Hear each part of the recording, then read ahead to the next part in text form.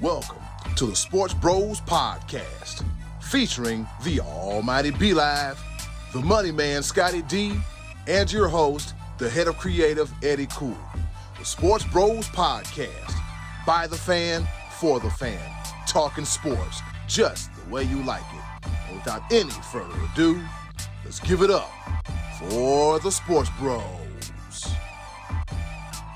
We talking sports. Everybody. No, I'm not going to sing to you like the other guy, Scottie D. But guess what? It's Wednesday and it's time for your favorite sports podcast, none other than the Sports Bros Podcast. I got to bring the energy. I got to bring the thunder. It's early in the morning, but nevertheless, we are here, your favorite sports podcast. And once again, me and B-Live, we're doing this thing again. Kind of like Stephen A. and Shannon, kind of like Ocho and Unc, but I guess I'm Shannon and B-Live is more like, I'm going to put over here, B-Live is more like Stephen A., which is a compliment, which is a good thing. I'm not like the other guy that gives you backhanded, snide comments. And speaking of my co-host, here he is, the man down there in Fayetteville, North Carolina at the Share Studios, the almighty B-Live. What's happening? What's going on in the world today? Let's start off first off. You gave me a compliment, and I appreciate that very much. So when you deem me as Stephen A. The only thing about that though is you got more of the forehead than I do, so that would make you Stephen A. And that. I knew there was a reason why I wore this. There was a reason behind it. So I'm saying, no, Ed, you're going to take your Ernie Isaac do-rag off. But so I'm saying, no, keep it on. Yeah. Oh, man, you know me. I always come with the jokes. Yeah. But, man, what a weekend. I'm just going to go ahead and let you know I just came back from the ATL. Got to see the final 3 games of the Atlanta Braves regular season. And I witnessed so much history. I don't know if you noticed, but my voice is barely hanging on. But I got enough to be here and record this podcast. So I am full of energy this morning. Let's get into it. We're missing our other bro because it's midterms. And he's got to study. He's trying his best to learn Photoshop, but he's in his 50s. So him and technology just don't get along. And so we wish him the very best. I tried to cheat for him, I tried to be like D1 schools, Georgia, Alabama, and try to be his tutor and take his classes for him. We need our bro. We miss you. We miss your bad singing, and we miss your snide comments. But, it'll be all right. In the words of my mama, Scottie D, get that lesson. Get the books. Hey, man, and all that shit, Scottie D, it's going to pay off. It's going to pay off. You're going to go through the rigors and BS now, but there's always, even when you don't think, Scottie D, and this goes for anybody, even when you think there ain't light at the end of the tunnel, all you got to do is keep walking, keep driving, and one day you're going to see the light at the end of the tunnel. All right, that's enough of my incoherent rambling, B-Live. With that being said, let's go ahead and hop right into it, the top of the order. All right, let's get this thing started. Here it is, the top of the order. So here we are. We're week 4 in the NFL season, right? Week 4 of the NFL season. Week 4 going into week 5, and there's a whole lot going on in the world of the National Football League, the Shield, if you will. So we came up with some pretty cool ideas to talk about week 3, and so B-Live, like when it comes to the teams under 500, which team do you still believe in? Well, I'm going to start off first. I went through this. I sort of did this on the fly because we've been on the road traveling and everything. Mm-hmm. And I didn't even think about it.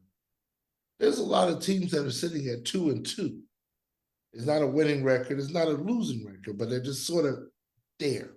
A lot of teams. There's a whole division, the AFC South, that's 2-2. They don't know what they want to do.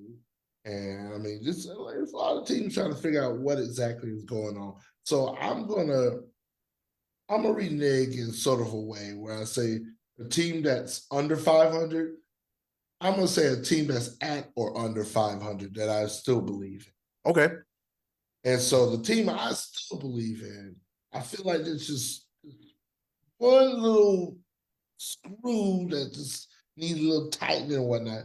It's still the Jacksonville Jaguar. I feel like they've had some hiccups. There's just a little bit of what's really going on.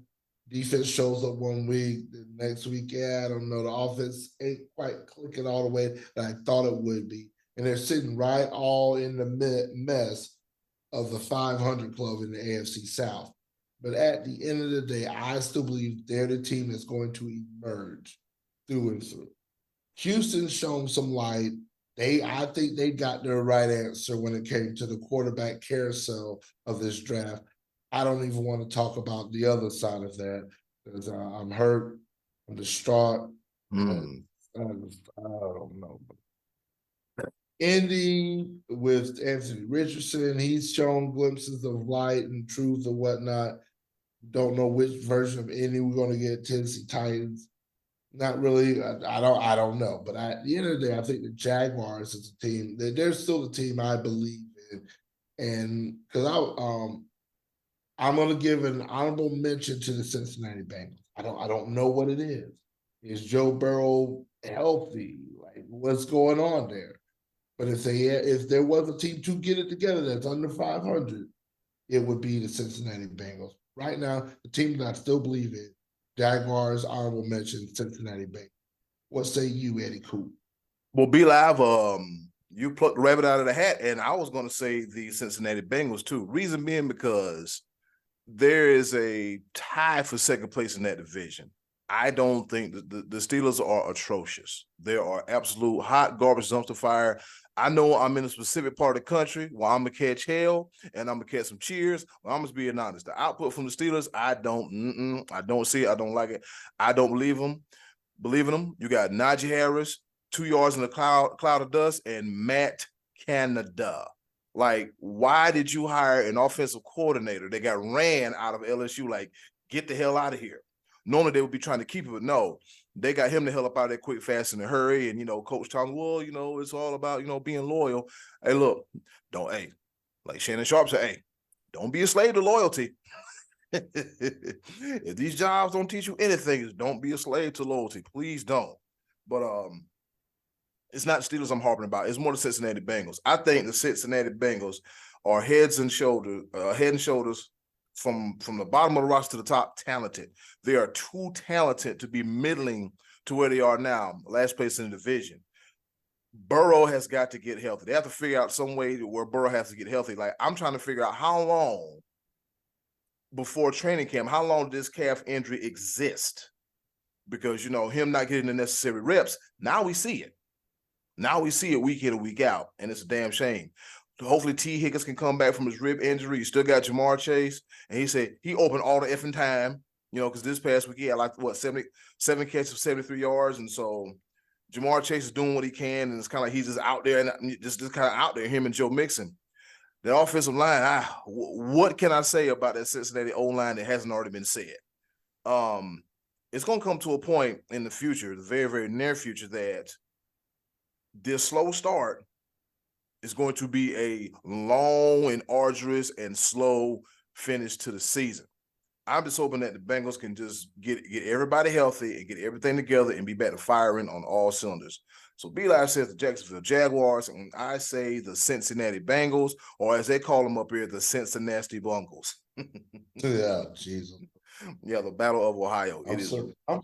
I'm still to this day trying to figure out that whole thing between Cincinnati and New Orleans, who that and who they, and what that and whatnot, who did it. Like, you know what? I digress. Let's get to the other side of that coin, that equation we were talking about. All right, let's just say somebody probably stole something from somebody. Yay to originality. Yeah, anyways, the surprise 500 team, B-Live. I'm going to go first. I'm going to have to say the Houston Texans. They're 2-2. They're in that I guess you could say everybody's in first. The whole division is up for grabs. It's just freaking up for grabs. Everybody is 2-2 right now. CJ Stroud, just like you said, be live. The guy I wish we would have drafted. And people's like, well, Eddie, it's too early to say that. All right, let me look at my paper here. The Carolina Panthers 0-4. The Houston Texans 2-2. CJ Stroud has thrown 6 touchdowns to no interceptions and has a 100.6 quarterback rating and has over 1,200 yards. And they say, well, it's not all about placement. Well, damn it, it's about something. Something's going on good in Houston. D'Amico Ryans, he got them boys buying in. It's a whole new energy that the Texans organization needed after what happened with Deshaun Watson, Bill O'Brien, DeAndre Hopkins, and that mess. Because it was good for a while, and then it became a mess. Let's just be real with the real. It was an absolute mess. Then also, he has weapons in like Tank Dell and Nico Collins, and then they beat these same Steelers I was just talking about 30-6 last week. And CJ Stroud, he just went out and threw for 306 yards, 2 touchdowns, and no interceptions. I mean, eventually he's going to throw interceptions, but the way the Texans are playing right now with a makeshift offensive line, just imagine what's going to happen when he gets when that whole offensive line gets healthy. They go out after this season and free agency and spend a little bit of money. The Texans are going to get a Jaguars and run for their money. I definitely will say that in that division because, Trevor Lawrence, if he isn't looking over his shoulder, he should be looking over to the left and see Anthony Richardson and to the right and see CJ Stroud. I got the Texans. Who you got, Be Live? My 2-2 team that I am surprised by, I got to go, well, you know what? I'm going to go there. The Washington Redskins, no-name football team commander piglets. All them. Washington Commanders, you got to say the whole thing, yes. The whole thing. Because, the Cardinals and the Broncos, who they faced, they won where they were supposed to win. The Bills, they didn't show up at all. I was like, it's the Bills. The Bills had that chip on their shoulder. They were like, oh, y'all tried to write us off after the week one. Okay, bad. We're going to show you what's really good. But the fact that they took the defending NFC champion Philadelphia Eagles to overtime, the Commanders could easily be 3-1. And that's why I'm like, for them to be 2-2, and they'll be contenders. I believe they'll be contenders. Will they make the playoffs? Not so fast. But I think I've honestly put them at the bottom of the list. I had them in the same order that I had them last year, where I had the Eagles, Cowboys, Commanders, and then the Giants. No, I'm sorry. I had the Giants, then the Commanders. Commanders would be last in the division. They have pleasantly surprised me, and the Giants are a complete and utter dumpster fire. 5-alarm fire. Help. It is not looking good at all for the Giants. The Giants look worse than my Panthers, and the Giants actually. That's how I see. At least we didn't have them. We had a little bit of hope. We had some hope. The Giants just made the playoffs, and I don't know what to tell you. They're watching the Manning brothers telecast of Monday Night Football, which was the only thing that made that game tolerable. Eli Manning was hurt. He was legit hurt. He was like, this is the legacy I left with the Giants. Yeah, this is my heir apparent. This is the dude that's supposed to replace me. Because even then they drafted him before Manning was like, wait, hold on, wait a minute. I'm not done yet. But then the writing was on the wall. They say it is what it is at this point, but there's nothing that looks good about the Giants right now. There's there's zero upside. Zero upside. At least the Panthers can say that we are just a brand new team with a brand new coach and a brand new quarterback and offensive line that we're trying to put together.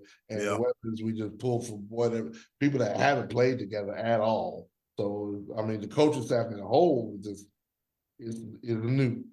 I hate using the term rebuilding, but if there is a rebuilding year, this is the rebuilding year for the Panthers. Mm-hmm. I'm not going to talk about next year, not having a first round draft pick. I don't want to lose Brian Burns. I don't want to lose him at all, but I would really like to have a first round draft. I would like to have, I don't know, wide receiver, O-line, something. But I digress. I'm supposed to be talking about the Commanders. Yeah, the Commanders. Yeah, and we're going to bring it back on track. Yep, the Commanders. The Commanders. They are.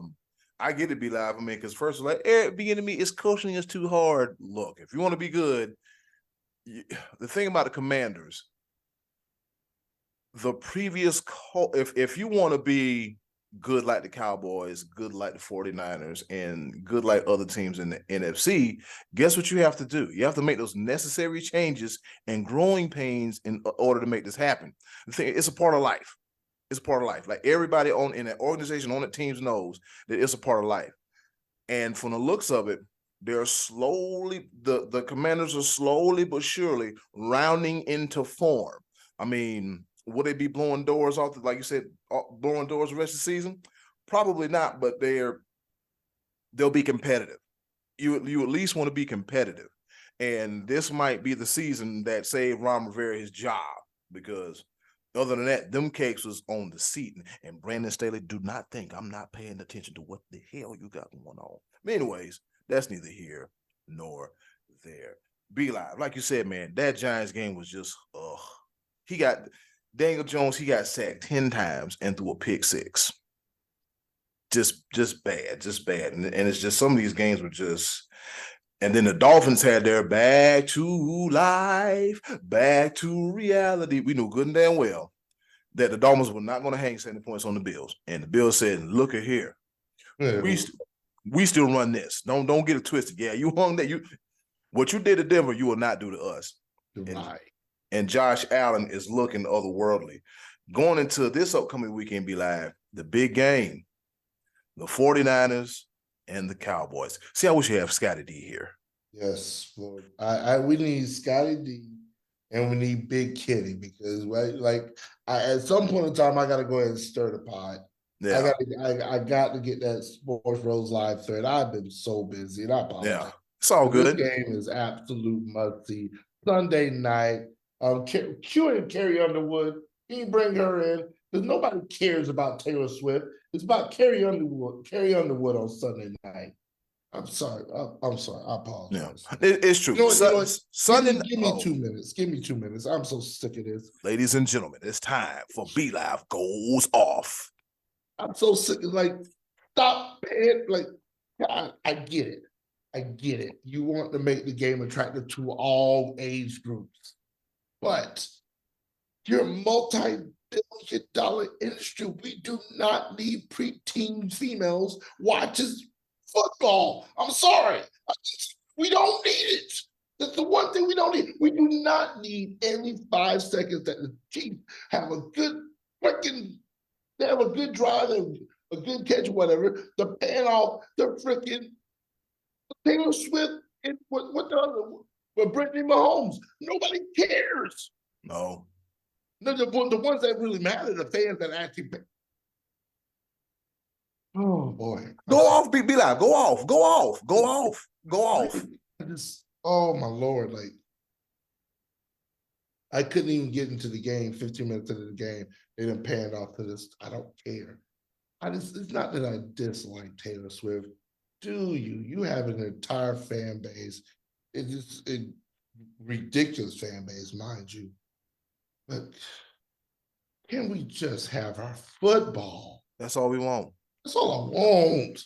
That's less about all this prima donna stuff on the side. I don't care that you and Travis Kelce are bumping uglies. I could not care. Travis Kelce is already a superstar within himself. He has his own following. Heck, his mom has her own following, and I accept that because she birthed not one but 2 NFL future Hall of Famers out of it. Oh boy, let me get us canceled off the air. See it coming. Be live. it's the truth. It's kind of like every time something happens, we don't need to be on Taylor watch. I'm not gonna lie to you. Not this Sunday, but last Sunday I was off because I'm tired of working every damn Sunday. I was off last Sunday. I said, okay, we got the Bears and we got the Chiefs at 4:00 window.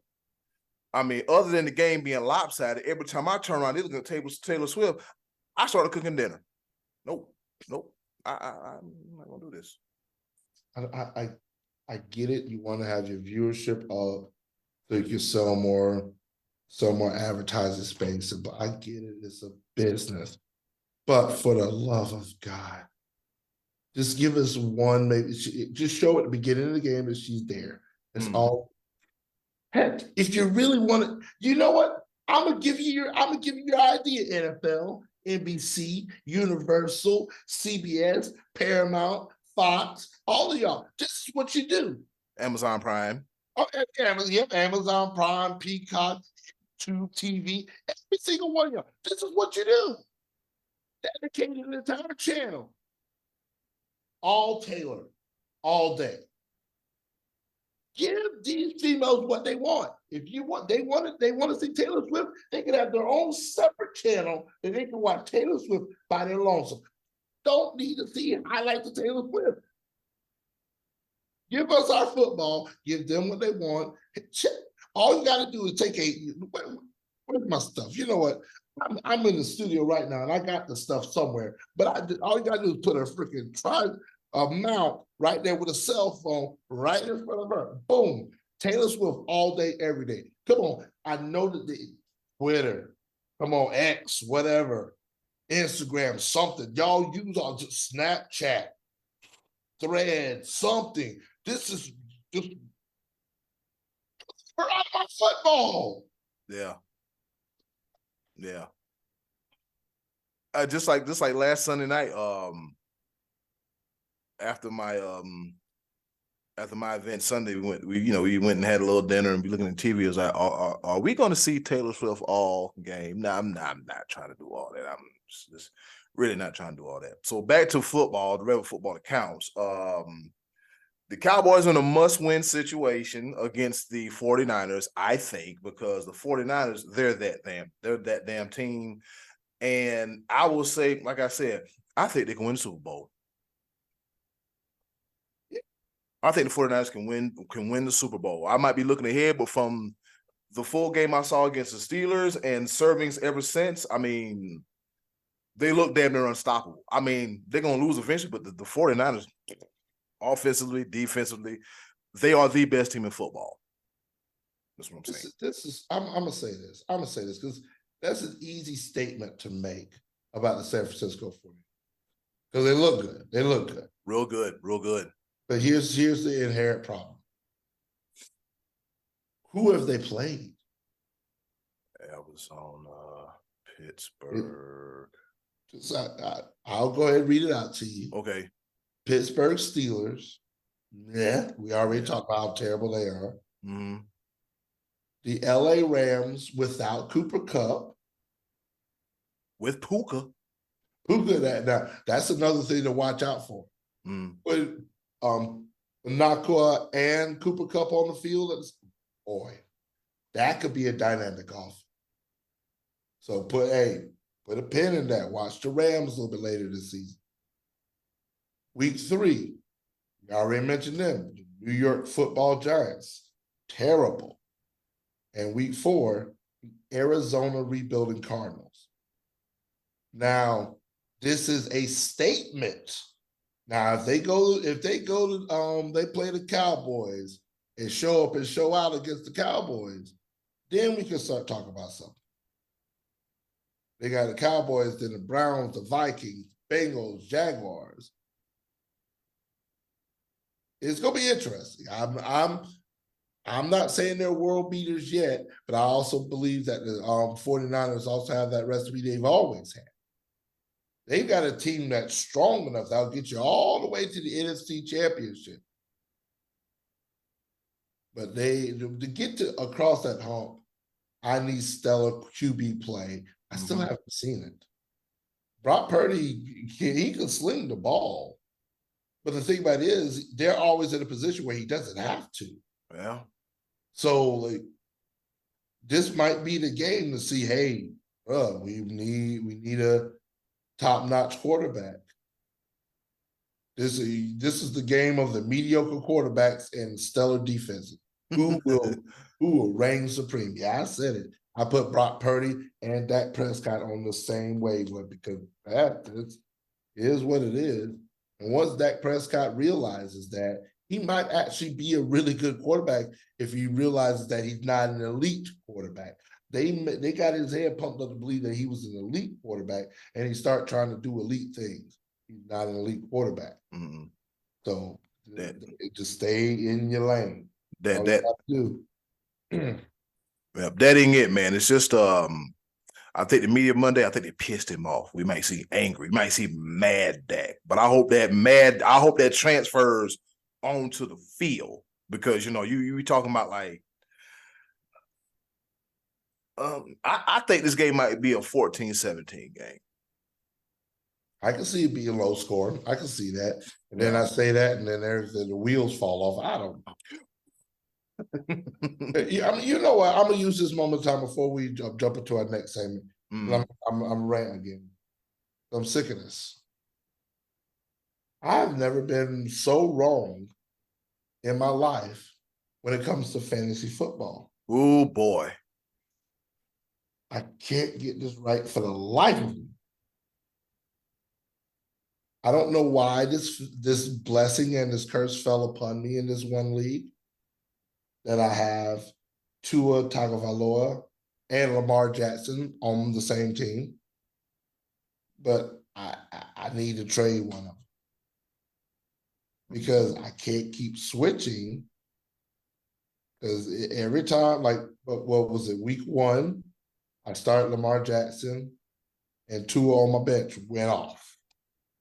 I was like, oh, shoot, okay, Tua doing this thing, Tua doing it, all right.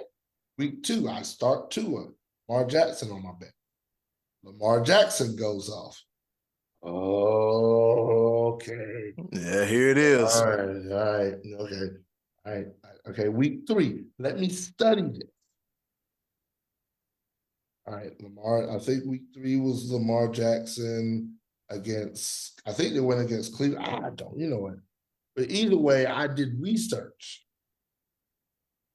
And I started Lamar over Tua. And Tua being on the bench, Miami scores 70 points. Okay, all right, cool. I get it. Miami, I can't go wrong at this point in time. I'm going to try to trade Lamar Jackson and just get something.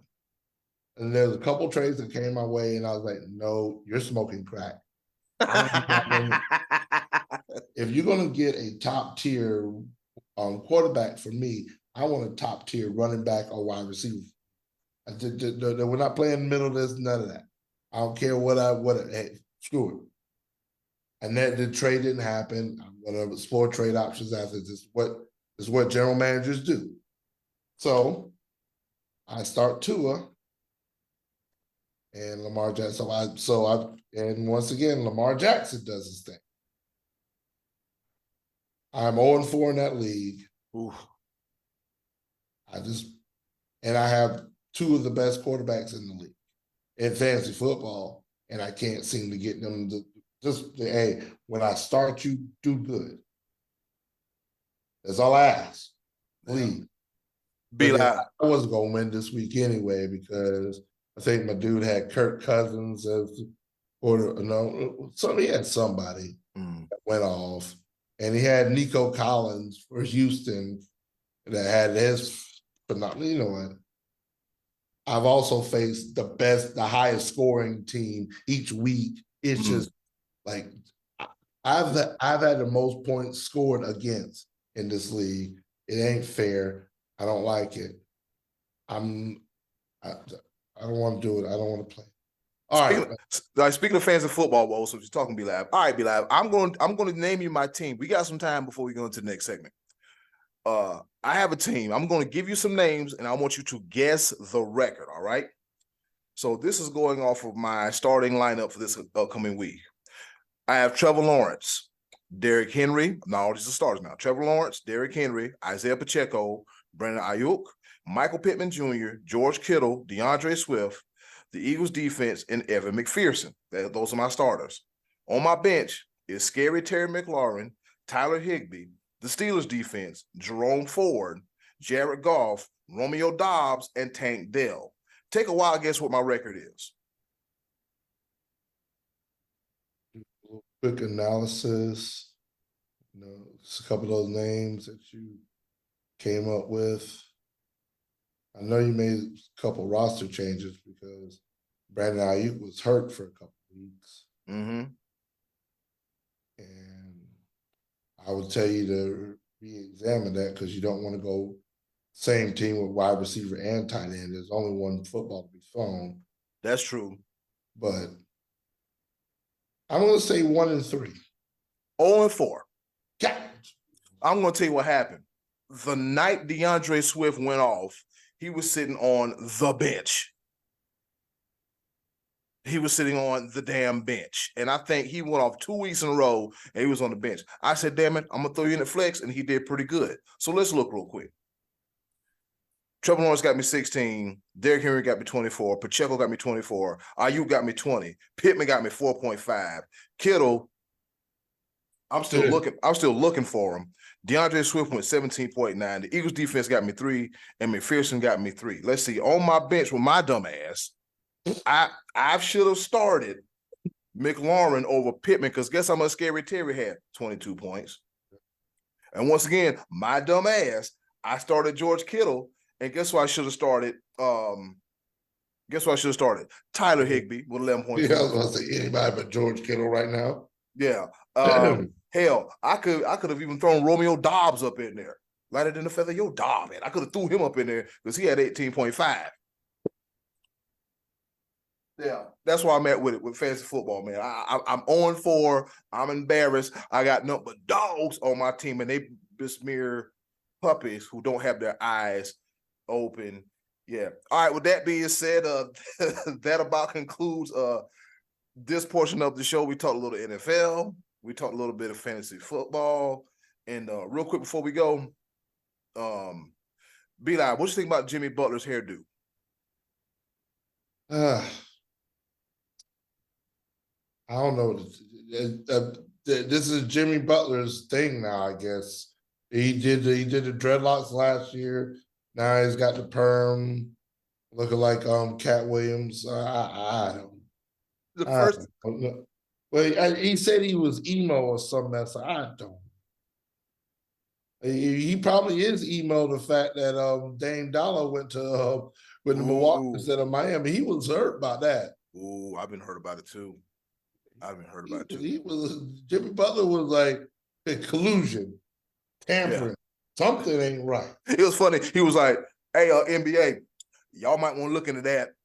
I want to do that. Jimmy Butler said, I'm going to wake up this morning, turn my camera on, and chose violence. And chose violence, man.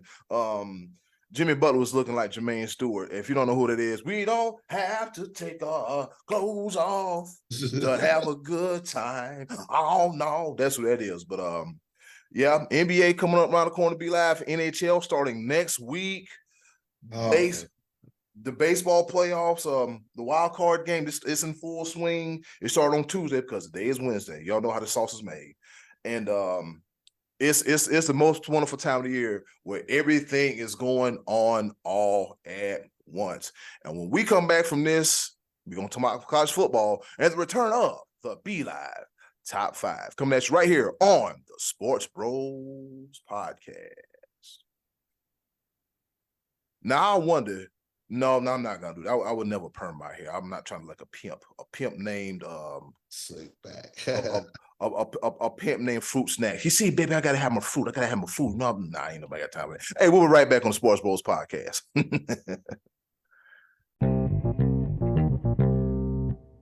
Ladies and gentlemen, all y'all, this, that's, these, those, they, thems, and thou. whatever the hell that means. It's time for the Be Live Top 5.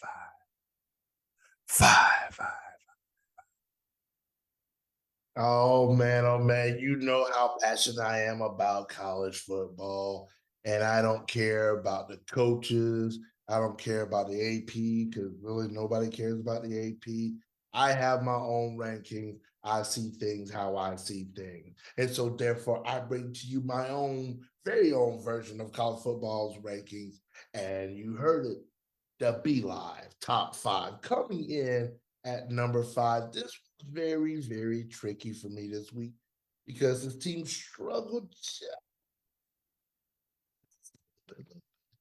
I expected them to run roughshod. I believe it was over facing Arizona, but I'm going to keep them at number 5, and I have the Washington Huskies and Heisman frontrunner, which I finally heard the major networks start acknowledging him, the Heisman frontrunner, and Michael Penix Jr. I'm going to keep them at number 5. There's some tests coming ahead for Washington, but they need to finish off the game that they're supposed to finish off to stay in my top 5. Coming in at number 4, the Ohio State University. I reward them after winning against Notre Dame, and then they had a bye week this week, so I can't punish them for a bye week, and I keep them at number 4. And Notre Dame beating Duke to our hard-fought game helps out Ohio State in the end. Notre Dame keeps doing what they do, showing that they're one of the top 10 teams in the nation. It looks good for Ohio State. Coming in at number 3. Oh, I'm going to make somebody mad about this one. Oh, they ain't ready for this one. But the reigning, defending, undisputed, back-to-back national champion, the Georgia Bulldogs have fallen yet another step in my top 5. They come in at number 3 because they struggled against an iffy Auburn team. And I don't see dominance at all, especially against Auburn. I'm like, is Georgia really who we think they are, or are they just there by name only? You give them benefit of the doubt because they've won back-to-back, which is extremely hard to do. And to win 2 times in a row is almost impossible. I think, 1930s or something like that, Minnesota, way, way, way long time ago. It hasn't happened since because of parity. Georgia, you're not looking like a championship team. Therefore, keep falling down my list. And also, there's another reason for that. The SEC only has 1 team in the top 10 in the polls. The SEC ain't what it is. I'm telling you, outside looking in, they have the worst record against Power 5 schools out of all the Power 5 conferences. Georgia has not been putting away teams like you would think a number 1 team would and should, and it's starting to show. So Georgia comes in at number 3. Number 2, hook 'em. Them Longhorns from Texas keep showing up and showing out. Man, they have one of the easier tracks to the playoff picture. But oh, what a statement that could be made this coming week. If I am not mistaken, I should have these notes up, but I don't. It is what it is. They play Oklahoma this weekend, right? That's what I'm thinking. The Red River rivalry. And Oklahoma, the past 3 weeks have scored 50 or more points. It's about to be a shootout. Texas defense, this is the time. I think Texas offense and Oklahoma offense is neck and neck. I think the defense wins this game, and this is where Texas proves that they're up there, part of the elite teams this year, and I have them at number 2. And number 1, they've done nothing but impress each and every week. Hasn't been pretty, but they've never been a pretty team. They're just a grind them out, run the ball down his throat, Defense, love it, smash mouth football. And that's why I have them at number one. That team up north. Go Big Blue Michigan Wolverines. I will have them in number one, and I don't see anything that's really going to stand in their way. Maybe a Penn State, Michigan State ain't got no chance in the world. But do you know the last game of the season is where everything is on the line? And that's going to be the telltale to see if the Big Ten can get two teams into the playoff. Right now, again, Florida State got to show me more. They had a bye week, so they couldn't show me anything this week. But we shall see. But that's where I have it: Michigan, Texas, Georgia, Ohio State, Washington. That is the B-Line top five. Eddie Cool, what say you? I'm looking at Georgia at number 3 because I actually wrote it down this time. I'm looking at Georgia number 3. Not only did they struggle against South Carolina, but they also struggled against Auburn. And like you said, if you're them damn champions, then you should be just putting teams out of their misery early and often. You really should. Texas. It's always nice to see Texas in the thick of things again because that's a good story program, and they look tough. They look real tough. And they're coming to the SEC. When? Is it next year or year after? You talking about when Texas comes to SEC? Yeah. That's next year, 2024. Ooh, Alabama. Ooh, Georgia. Ooh, LSU. Get ready because here come the hook 'em horns. Ohio State is still riding high off that win against Notre Dame. Because Ryan Day, he let Lou Holtz get in his head and talk trash to him. And it's like, you know what? Lou Holtz now. Lou Holtz is somewhere sitting down and she'll open his mouth a little bit more. Sound like Sylvester the Cat. And then Washington is that sneaky pick that is under the radar, that is week in, week out playing good football. And they still have some more tests. They got to play Oregon. They still have to play Colorado and still have to play USC. And speaking of Oregon and USC and Colorado, that game looked a little bit closer. I think USC called the dogs off. Mm-hmm. They had to call the dogs off because you look at the scores like 48-41. I'm like, damn, this looks damn near like a Big 12 game. Nobody playing defense, but it's just it's a reality check for Colorado. But look, you about 8 or 9 dogs away from making it happen. But they came in, they showed up, and they played, but USC just has the talent. They're outmatched. Oregon has the talent. They're out. Colorado's outmatched. So it is what it is.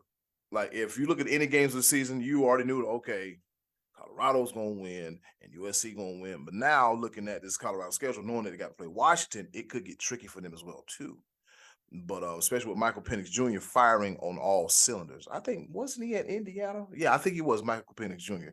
I think it was, right. Yeah, he was at Indiana. So he's one of those quarterbacks that's been been at college for 10 years, just like Bo Nix. Bo Nix, yeah, Bo Nix over there, yeah. Some kids are just walk-on freshmen. He over there got a house, a mortgage, a kid, a wife. Like, bro, what is you doing, man? What is you doing? But yeah, Michigan can't complain, man. Jim Harbaugh, them khaki pants, and that is back. Yeah, Michigan is playing bush in your face football, and like you said, that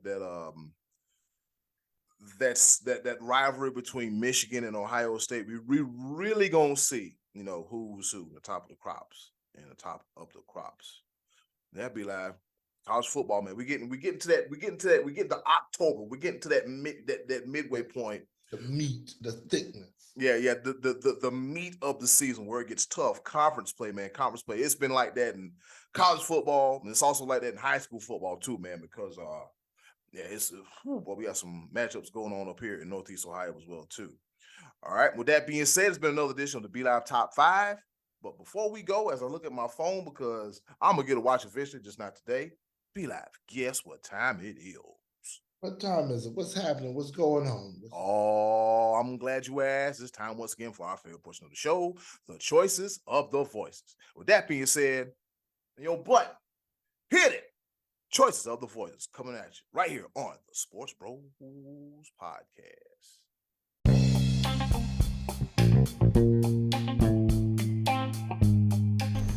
And now, our favorite part of the show, the choices of the voices. Once again, thank you to the wonderful land. Be Live, hold your ears. Ever. So love you, Miss Button, for introducing our favorite portion of the choices of the voices. See, you never know what you're going to give me when it comes to that. We ask you the questions, you give us the answer. Be Live puts them together. Scottie D comes up with the question. And with that being said, Be Live, what's the question for this week's choices of the voices? Well, this is going to be weird because, normally Scottie D comes to and lets the people know what his question is. This is his material. This is his segment, and we very much thank him for it. And so for me to fill in his shoes, they're not really that big because my feet are really big. So I had to squeeze in there. My right pinky toe is screaming right now because his shoes are small. But he got them boats. When it comes to the choice of the voices question, Scottie D did ask the people, we are talking about the boys in the trenches. We're talking about O-Linemen, the men that don't get that much love. They're down in the trenches making it all happen. They get paid for it, but we don't really talk about them on the media circuit. So we're asking the people, give us your favorite offensive linemen of all time. You can give us 3, 4, 5 of them and tell us why. You can give us your favorites or guys you thought were the best, but we are talking the big boys of the O-line. And man, we had some answers. We had quite a few answers out there getting some love for the O-linemen. Yes, sir. That goes to show we have a very smart fan base because they pay attention to the offensive linemen. So shout out to everybody at the Sports Bros Nation. All right. We got our brother to the show, Smooth, the Star Walker, a.k.a. JR. He says Lane Johnson, Jason Kelce, Cleveland Heights own, and Orlando Pace, the Hall of Famer. If I was to take a wild guess, because I don't do my research like I should be doing the research, I'm gonna take a wild guess. All 3 of them were Eagles at some point. 2 of the 3 are Eagles. Orlando Pace was a Ram. Yes. Yeah, it was a Ram, and I think he became a Raven, if I'm not mistaken. Someone on that? No, I don't know. I think so. No, I think so. No, that might have been somebody else. But yeah, 2 out of 3 are Eagles, and 1 is a Ram. Lane Johnson and Jason Kelce, who currently play for the Eagles now, and Orlando Pace was a Ram. So Ohio State alum, big number 75. He a big joke. He's a big joke, big joke. All right. Matty Ice Martin Tracy writes us an essay, a love letter, if you will, but we're gonna read it anyway. Let's go. All right. He says, John Hanna, tough as nails. Don't think he ever allowed a sack. He was built like a rock, excelled at blocking, and was just as good as leading the way, making holes for running backs. Logan Mankins, because you gotta love the stash, and he showed up to camp riding a Harley. He's also a Super Bowl winner. Jeff Saturday for his enthusiasm and beautiful blue eyes. I don't know about all that. Trent Brown, because he just took out Michael Parsons' ankle. Ouch. Yeah. So he went from admiring Jeff Saturday's beautiful blue eyes, and then endorsing Trent Brown because he injured another player. Matty Ice, you were too cold this day. You were cold. You're as cold as ice. From one end of the spectrum to the other. Shout out to Matty Ice, Martin Chase for covering all bases. The best name in the game, JoJo Comfort. He says Anthony Munoz set quite a standard at tackle for several years in Cincinnati in the 80s. While it seems centers and tackles get the most recognition among linemen, Alan Faneca and Larry Allen epitomize the traits of successful guards. Needs mobility, intelligence, and brute strength. Them boys was body movers. Art Shell and Gene Upshaw at left tackle and guard, respectively, anchored a solid line for the silver and black and played the game the way it was meant to be played. A special mention goes to DeBrickashaw Ferguson of the Jets for having the coolest name ever in football, DeBrickashaw. To be a lineman named DeBrickashaw. That's a pretty cool football name, but I don't think it gets any better than the coldest.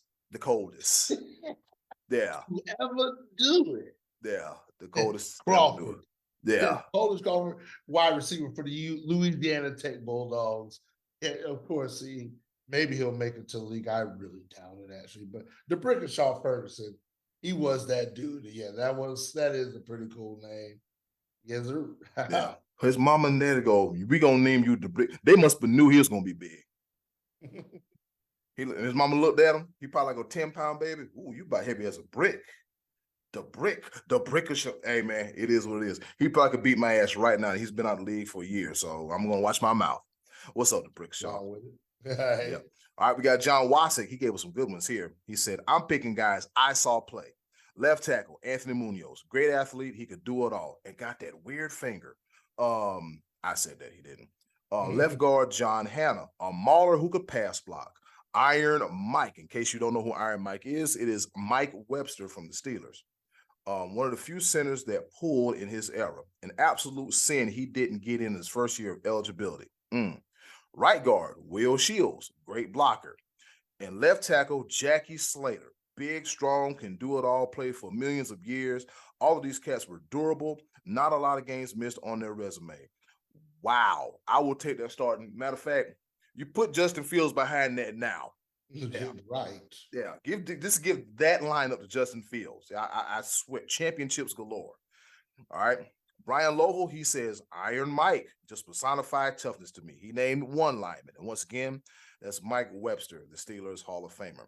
Our Hall of Famer, Uncle Max, he says some of the best I've ever seen were Jerry Kramer, John Hanna, Larry Allen, Bruce Matthews, and Dwight Stevenson. All right, so I'm familiar with Larry Allen and Bruce Matthews. So Bruce Matthews played for about 40 years, all right? All right, our boy Marcus James, he said Jordan Gross and Ryan Khalil, two of the all-time great Carolina Panthers, all right? Corey Turner, he says Orlando Pace, Bruce Matthews, and Jason Kelsey. All right. Yep. 2 for Orlando Pace, 2 for Jason Kelsey, Yep. 2 for John Hanna. Okay. All right, so we got Josh Baker. He says Jason Kelsey, David Bakhtiari, try to say that 5 times fast, Brian Balaga, Jeff Saturday, and Orlando Pace. A little bit of the past, present, and the future. All right. I like it. Yep. I think we got JoJo Comfort? No, we just read JoJo Comfort. All right. We got my man Tom. Yep. He answered twice. Yeah. But it's all good though. We'll take it. We'll take double answers. I just won't read them, but we'll take them. We'll take them. All right. Thomas Hovis, man. What's going on, man? He said Joe Thomas. All right. Answer. All right. Our boy Jose, he said hashtag Saturday in reference to Jeff Saturday, aka Sergeant Friday, who's right here on TV, as you can see. All right. Jose is Irizarry, by the way. Irizarry. Okay. Irizarry. And he is a big time Colts fan, so that would make a lot of sense.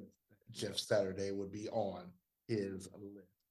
I was gonna give it a shot. I was gonna call him Irizarry, but I didn't want to disrespect his nickname.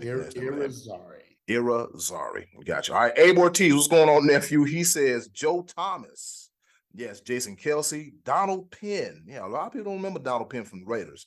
Trent Williams, and he's a big fan of Quentin Nelson, too, who currently plays for the Colts. We got some good answers this week, B-Lab. We got a lot of good answers. I appreciate it very much so. And Scottie D does, too, in his absence as he studies for his midterms. And he also brings his answer to the plate where he mentions Kyle Turley for the helmet toss. Oh, yeah. Love it. Love it. And then, of course, he comes in with his homer picks from the Cowboys, which really is a homer pick because Cowboys have been known to have some dominant offensive line play. So he comes in with Tyron Smith, Larry Allen, Mark Stepnoski, and his number 1, Nate Newton. And I can't be mad at that at all. Except for the fact that they want to still consider themselves America's team. Here we go. I just want to go ahead and put that out there. Whoever dubbed that, I need to do that research. Somebody dubbed that. Just like Brent Musburger was the one that called Clemson's entrance the most exciting 25 seconds in football, college football, which yes, it is. And all roads lead to Dabo. Yes, at some point in time, with me on the show, we're always going to bring it back to Clemson. I digress. I do apologize, but yes, America's team. We got a few more games with Spencer Rattler, and then it's going to be time for the Rec Specs, Lenoris Sellers. We're looking at you. But anyways, y'all ready to get rid of Rattler already? Man, he got to go. He stinks. He's a bum. I'm tired of it. I'm tired of it. I'm just tired of it. He just. How do you come from the University of Oklahoma that birthed at least what 1, 2, including Caleb Williams, 1, 2, 3. That's 3 Heisman. So be live when I give you the videos, I want you to cut this specific segment out.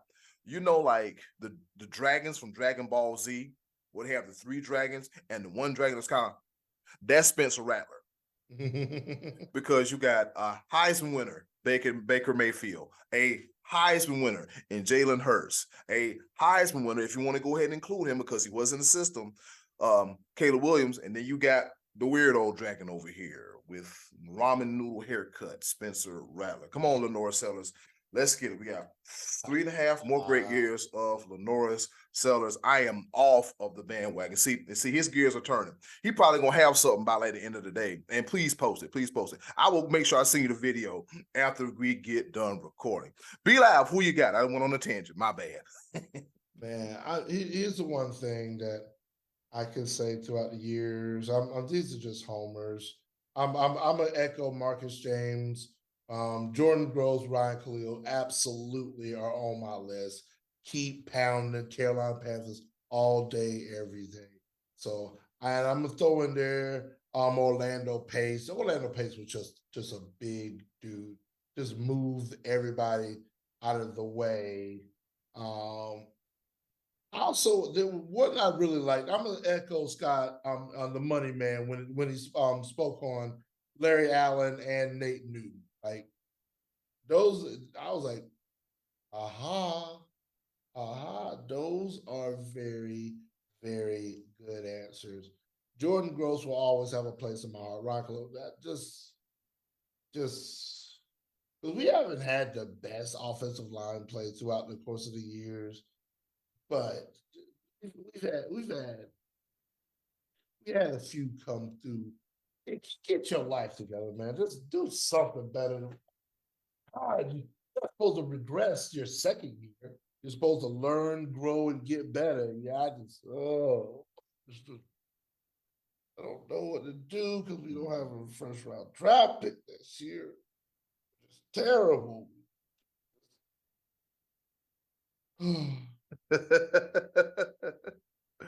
I'll be okay. I'm all right. Hey, man. I feel it, be live. I feel you. All right, so that's what you got for your lineman? Yes, sir. For mine, I wasn't a little all over the place, but I'm trying to think about who did I play, who did I see play, and who did I know. So it goes as follows. Larry Allen. If you have not seen the video of Larry Allen, he was chasing down somebody. I think it was a blocker or somebody got an interception. He was chasing down somebody, and Larry Allen is a large man. He is huge. He's like 6'4", 350, and he was out there running like a damn gazelle and knocked the guy out of bounds. So you have got this Larry damn Allen, all right? Then we have the combination of 2 of my favorite linemen. I think they should have had like an NFL TV show, even a podcast now, because the stories they probably could tell.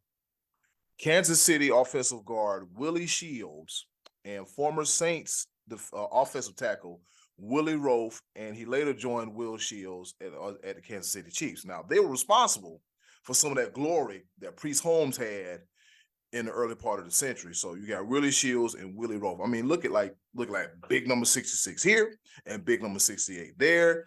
They were plowing road plows. You remember the road plow, B-line? They were plowing people out the way. So Shields and Rofe, attorneys at law. No, but those 2 guys there. And then I also got Ryan Khalil and center Kevin Mawai. Kevin Mawai was big, intimidating. He had that cool tattoo, and you can look at him and tell, like, I better not mess with him. He'll be a body mover. And then we got honorable mention, Dan Connolly. Why did I select Dan Connolly? Because Dan Connolly had the longest kickoff return for a lineman in NFL history, and he damn near scored. And who knew the big man could move up like that? So that's why I got Larry Allen, Will Shields, Willie Roaf, Dan Connolly, honorable mention, Ryan Khalil, and Kevin Mawai.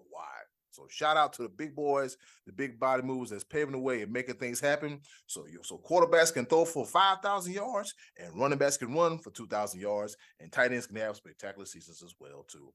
Be Live, what's on tap for Choice of the Voices for next week? All right. Well, thanks once again to the money man, Scottie D, for providing these questions 220 times. Man, or wow. Like, I want to say it may have been like, I want to say it was from the get, like episode 1. Didn't he originate this? Or maybe like 2, 3. It was very early. But I'm thinking between episode 3 and 4, because before 4 had a name, we just call it listener interaction, which sounded very generic. So between 3 and 4. That sounds about right. But he has provided this content for majority of our podcast. So shout out to him with this. All right, coming up with next week's question. It is October. It is postseason baseball. And I'm telling you, I am here for it. I'm going to cover that in a little bit when it comes to baseball. We want to ask the people, the voices. We like to ask you, what is your favorite baseball postseason memory before the ALCS and the NLCS?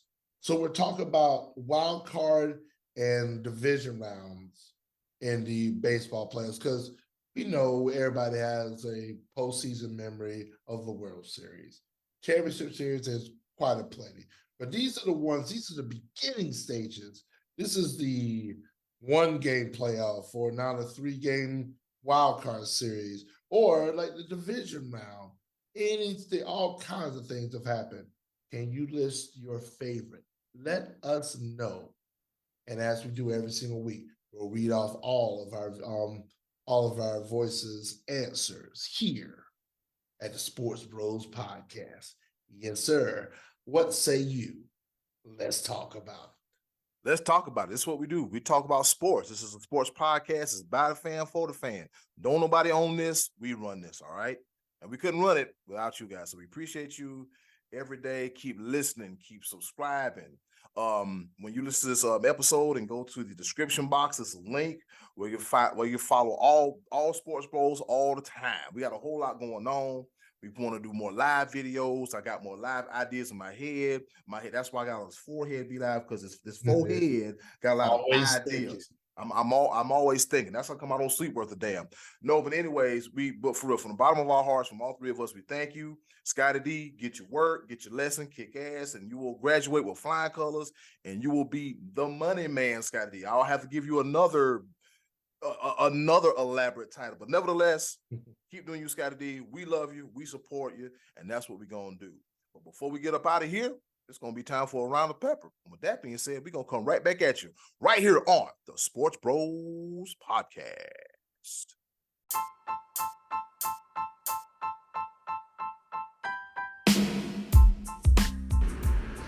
Okay, boys, let's bring it home with a round of pepper. All right, you heard the woman. It's time for us to go home and get what I call the hell up out of here. But before we go, we're going to do a round of pepper. You know how we do it. Rapid fire style, kind of sort of not really, here to engage, enlighten, educate, and entertain. The 4 E's in no particular order. With that being said, I'll go first. On this day in history, back in 1873, the Toronto Argonauts Football Club of the CFL forms as the Argonaut Rowing Club Rugby Football Squad.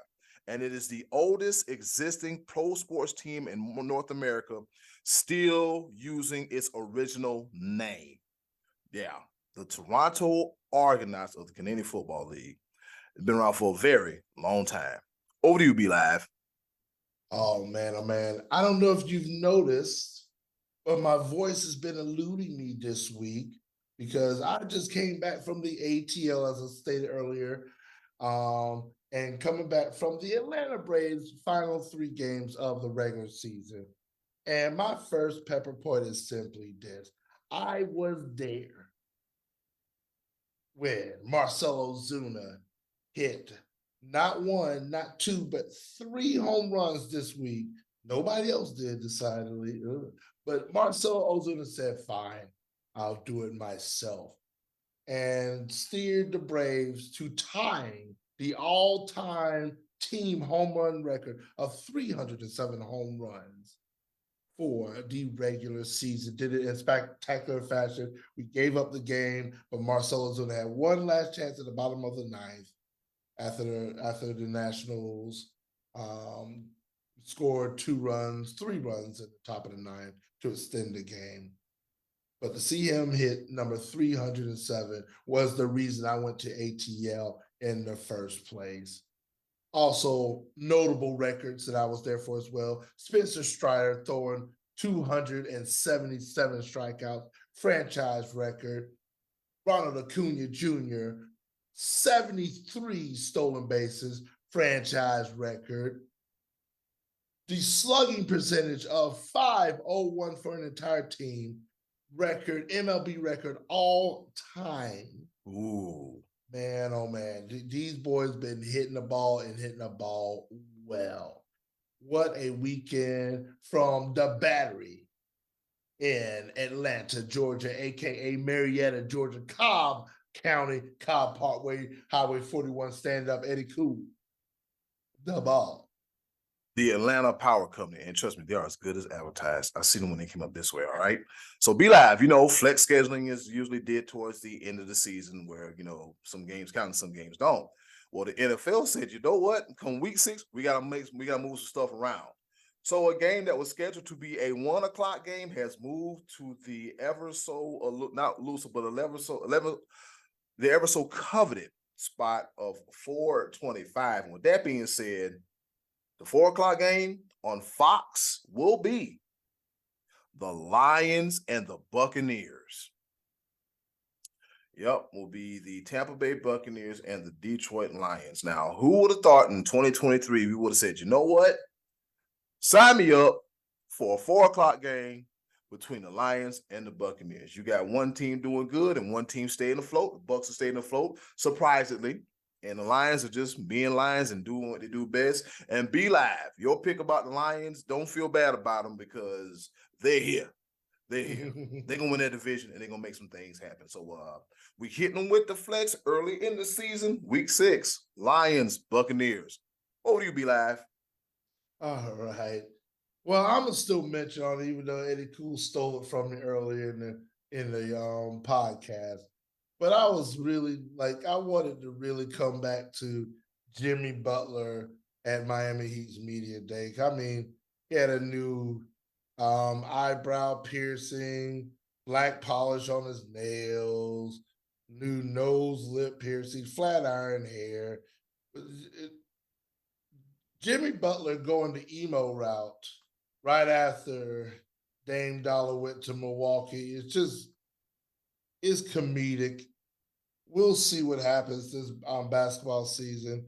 Can Miami continue to be contenders?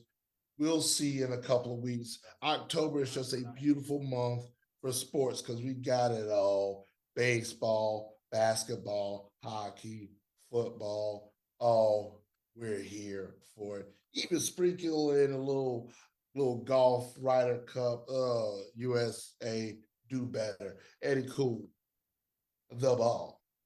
Yeah, I'm expecting Jimmy Butler to be sitting in the corner going, quote the Raven, nevermore. It is what it is. I'm leaving alone. All right, my third and final pepper point is get into it on this day in history. Back in 1988, Derrick Rose was born. All right, an NBA point guard, the number 1 overall pick of the 2008 draft for the Chicago Bulls, the 2011 MVP. He was an all-star from 2010 to 2012, born in Chicago, Illinois, was plagued by injuries, but he's still kicking to this day. So happy birthday to D Rose. Over to you, B Live. Third and final pepper point. And y'all know how I like to do things. And yeah. Let me move aside real quick before I get into what happened. I'm going to read the quote, and then I'll go into what it's about. Oh man, the social media is going crazy. And I'm not hating against it. That's the world we're living in. Mm-hmm. Is she going to come to this game? We're locked in, but that would be something. I've been watching her since I was a kid. That would be cool for sure. But not for him, because we're going to try to get our hands on him in front of her. This would be the Minnesota Vikings cornerback, Brian Murphy Jr., about the relationship between Travis Kelce and Taylor Swift. A grown man admitted that he's been watching her since he was a kid. And now he wants to make a statement in front of her by putting his hands on her man. What in the entire world? I spent the better part of the beginning of the show advocating for grown men. We don't, and now she's now locker room. She's not bulletin board material. Oh, Minnesota. Win some games. I hope y'all lose 45-3. Because y'all have made it about Taylor Swift too. Wow. Stop it. Just play football. You should not need any additional motivation to tackle the dude. It's Travis Kelce. He's one of the best tight ends of all time. Play a position. Not because it's Travis Swift the third. I mean, stop it. And it's closing. I'm sick of it. Hey, shout out to everybody that's been listening and watching to the Sports Woes podcast over the last handful of years. We greatly appreciate it, and we love you to death. Keep following us, keep liking us, keep sharing us. Shout out to Tony Bogan. I recently had an appearance on his podcast, Tap Them with Tony Podcast. I encourage you to check that out. Talking about some stuff up here in the local Northeast Ohio area. And also, you can catch me Friday nights on the Lorain County Sports Network. This week, we got Keystone versus Firemen. All right, so check us out on YouTube. With that being said, you can check B-Live out at the Shared Studios in Fayetteville, North Carolina. And in closing, do something nice for yourself. And if you can, do something nice for someone else. They'll greatly appreciate it now more than ever. Be a blessing, need a burden. Be a blessing, not a burden. This is another episode of Sports Bros Podcast. I'm so, enough of Taylor Swift. Just enough. Swifty out there, just be live. Take us home. Just take us home. Just take us. Be live. What about football? Come on. Be live. Take us. Third. That's it. He's had enough. Just give us our football. Hey, love you. Thanks for listening, watching. We'll see you next week right here on the Sports Bros Podcast. We love you, Scottie D. You got this. And we out. Hey, it's Eddy Cool here from the Sports Bros Podcast. Thank you for listening, and as always, continue to follow us on all of our social media platforms. Just click the link in the description box and keep up with the Sports Bros Podcast. And once again, thanks for listening.